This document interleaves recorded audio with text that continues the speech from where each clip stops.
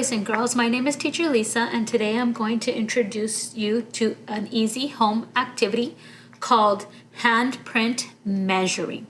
So we're going to start off with talking about the materials that we will need in order to do this activity. So let's start off with, you will need construction paper. I actually use two different sizes, but if you only have this 8 by 10 size, it'll work as well. But I actually used the big kind and I use the little kind.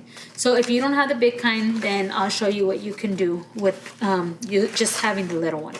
As well, you will need some scissors, you will need a marker, you will need a glue stick, and you will need some hands.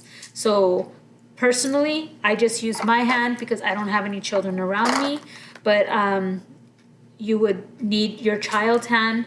Your child's hand will work better because it's not going to be as big as yours, and you're going to get more out of the activity if you use your child's hand.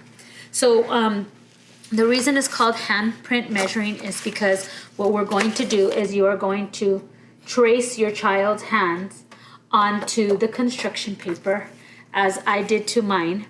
And it was easier just to do a couple of them and then cut them out all together. So that's what I did. So I had a couple of colors, I just stapled it together. You don't have to do it that way. If your child is really good at cutting, you would have them cut them out. If they are not, then you cut them out for them. So when they do, in doing this activity of tracing their hand, that would be great. Fine motors and hand-eye coordination. But the purpose of this handprint measuring activity would be for them comparing sizes, comparing different lengths, using measuring words like biggest, smallest, tallest, taller, short, shorter, concepts of measuring and counting.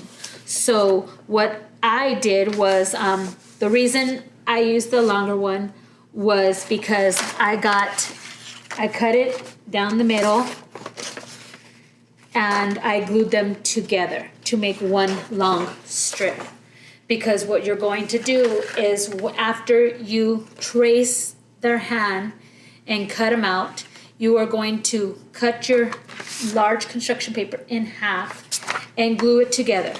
So if you see right here, I just glued them together with my glue stick. So the glue stick works really well. And then you can have them glue the hands onto the long strip.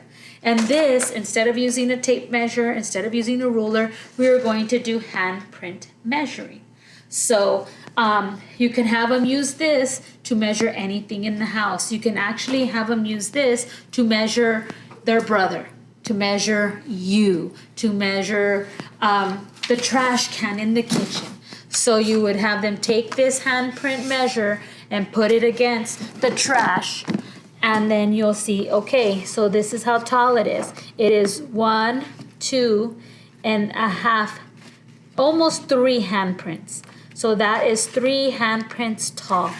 And then they can go around the house and they can measure multiple stuff, such as like the TV stand, the dresser, lay things out on the floor. Like if they have a doll, I don't have any dolls with me, but if they have dolls or they have stuffed animals, I have this long balancing beam, and I can use this, lay the measuring on the floor and lay it against it, and we want to see how tall is it with our hands. 1, 2, 3, 4, and half of the pink. So it's 4.5 hands long. 4.5. And they can compare them to different objects.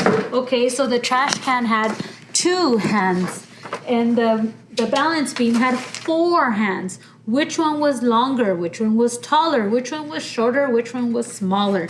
You can use words like that. So this is going to take place as a measuring utensil, like a ruler or a measuring tape, or anything in that sense. They're making their own ruler with their own hands. So it should be a nice, fun parent-child activity. So they will need your guidance on this.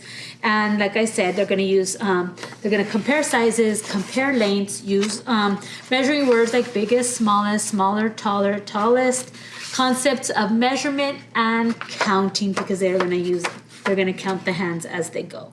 So I hope you enjoyed this activity, boys and girls, and thank you for watching.